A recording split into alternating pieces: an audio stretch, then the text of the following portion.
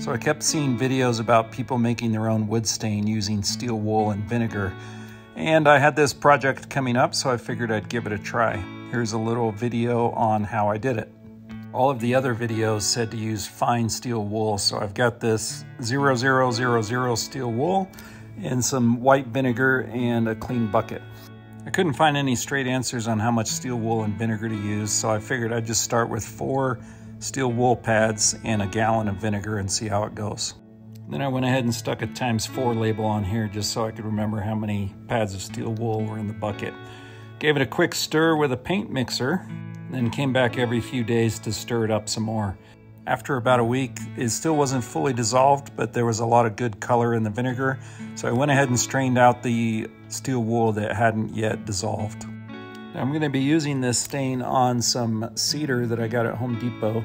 So I have some test pieces here, and I went ahead and cut and made a mock-up of what I wanted the baseboard, wainscoting, and chair rail to look like, next to a sample of the tile that I'll be putting down on the floor.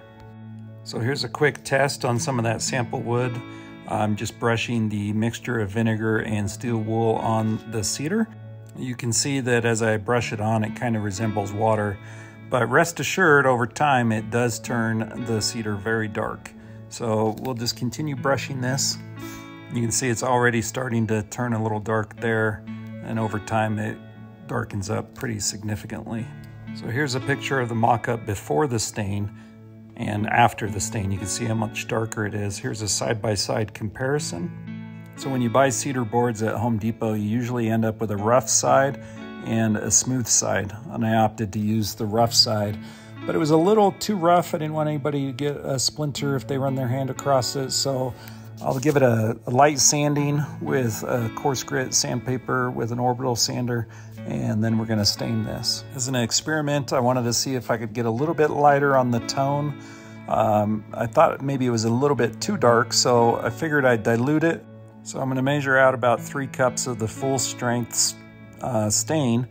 We're going to add that to a new bucket and then dilute it with some more vinegar. And here's what the new diluted stain looks like compared to the old stain. So using the new diluted stain, I'm going to go ahead and stain all of the wood before I cut it. And this is what it looked like before the stain and about 30 minutes, 45 minutes after staining it. You can see that it's already got some good color tone, but it did turn fairly dark, really dark, almost like the diluting it didn't help.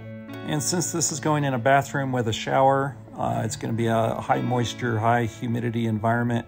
So I'm going to go ahead and coat this in polyurethane. This is a matte sheen polyurethane, and it brushes on, as you can see, fairly white, but it does dry clear.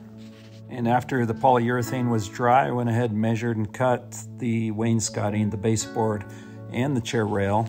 And this is what it looks like after it's installed. Overall, this is a pretty simple and straightforward DIY stain. But if you have any questions I didn't cover in this video, ask them in the comments and I'll see if I can get them answered for you.